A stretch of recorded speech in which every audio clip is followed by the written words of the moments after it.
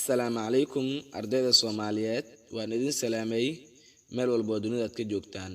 Salaan kadib casharkeeni maanta wuxuu ku saabsan yahay conversation. Waxaa sheekaysanaya saddex qofood, nin iyo naagtiisa iyo garyaqaanka maxkamadda.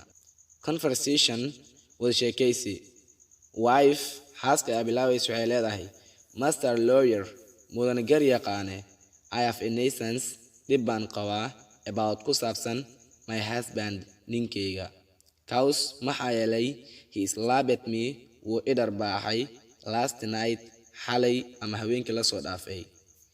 Lawyer garyaqaanku wuxuu leeyahay, okay hagaag, what are you ready now? Hadda maxaad diyaar u tahay to revenge inaad arsatid or to forgive ama inaad iska cafisid? Wife xaasku waxay leedahay, to revenge inaan aarsado is my purpose ayaa ulajeedkayga ah. Lawyer garyaqaanku wuxuu leeyahay, otherwise haddii kalene? Wife xaasku waxay leedahay, let him divorce me, ha i furo. Husband ninkii ayaa soo dhexgalay wuxuu leeyahay, Master lawyer, mudane garyaqaane, don't you see ma aragtid miya the problem dhibka you are causing aad sababeysid? Lawyer garyaqaanku wuxuu leeyahay, yes I see, how aan arkaa, but balse what do I do?